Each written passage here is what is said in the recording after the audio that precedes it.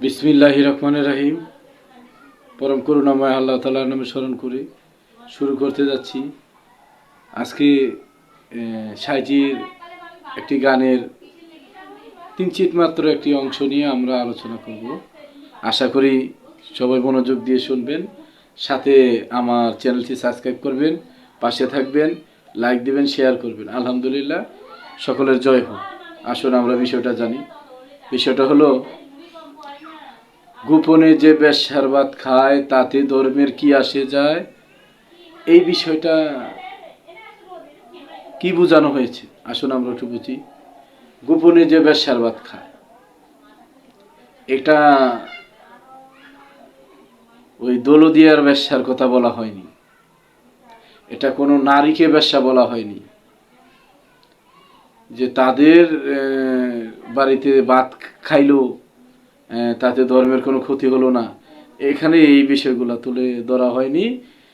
সাধক লালন সাইজি আমাদের ধর্মের যারা আবদ্ধ গুরুবাদী লোক, শরীয়তের লোক, তরিকতের লোক, তাদেরকে বলা হয়েছে যারা ধর্মের আইনের মধ্যে আছে, যারা গুরু পদে থেকেও এখানে উল্টাপাল্টা কাজ করছে, এমনকি যারা নামাজের মধ্যে থেকেও, শরীয়তের মধ্যে থেকেও উল্টাপাল্টা কাজ করছে, তাদেরকে বোঝানো হয়েছে।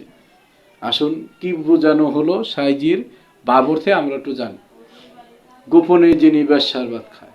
দেখুন, আমি ছাদ্দাম পীর সাহেব, বড় বড় দাড়ি রেখেছি, বড় বড় চুল রাখছি, টুপি পরেছি, গলায় তসবি দিয়েছি, মালা, দেখতে সুন্দর লাগে।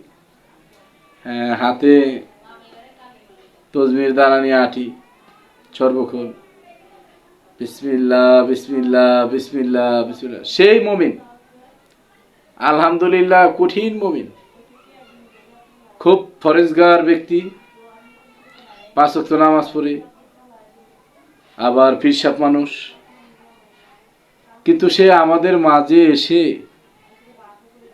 যে বেশভূষণ ধরে আসছে, তারপরে আমাদের মাঝে যা বলছে, সর্বদাই আমাদেরকে যে ভালো পথে যাওয়ার তাগিদ দিচ্ছে।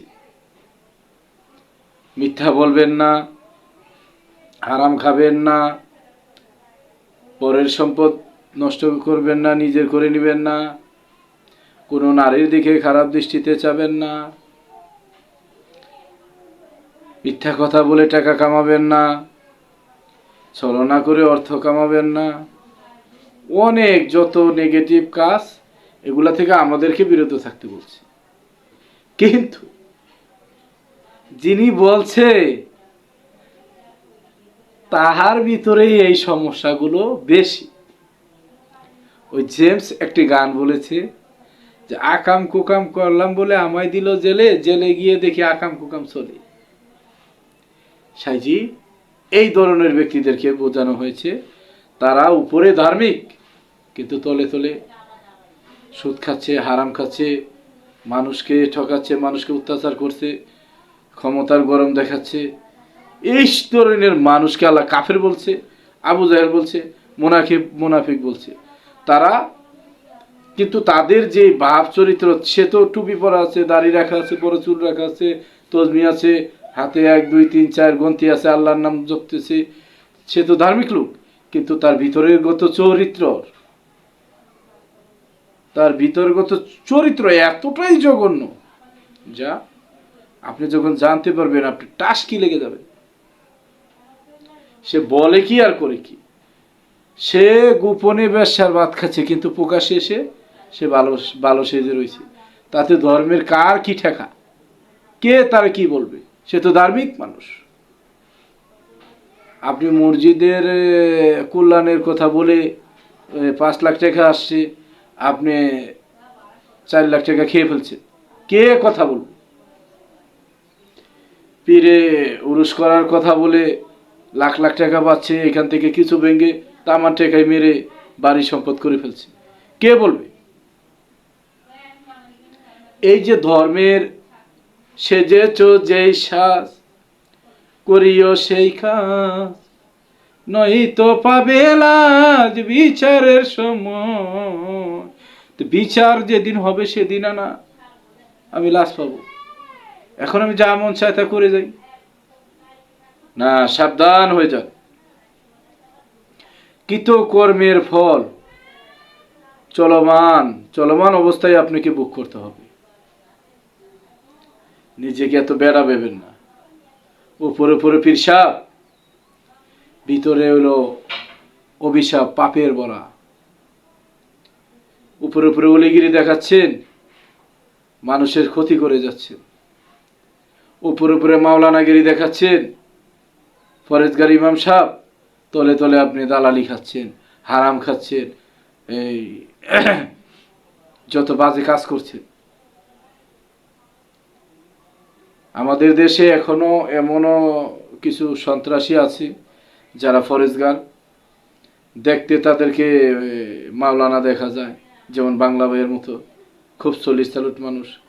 এমন কিছু পীরও আছে, দেখতে খুব সুন্দর, তাদের বেশভূষণ খুব সুন্দর। মাওলানা, এমন মাওলানা আছে বেশভূষণ সুন্দর, কিন্তু তার ওই 1 বছর 2 বছর পরে দেখা গেল তাকে অ্যারেস্ট করে নিয়ে গেল। কেন? সে 50টা খুনের আসামি, সে এত কোটি টাকা আত্মসাৎ করেছে। এই ধরনের বিষয়গুলোকে আমার সাইজি এই কথাগুলো বলেছে যে তুমি এই মুখে যা বলো কর্মেও তা করে দেখাও। মুখে সত্য বলে কর্মে মিথ্যা বলো না।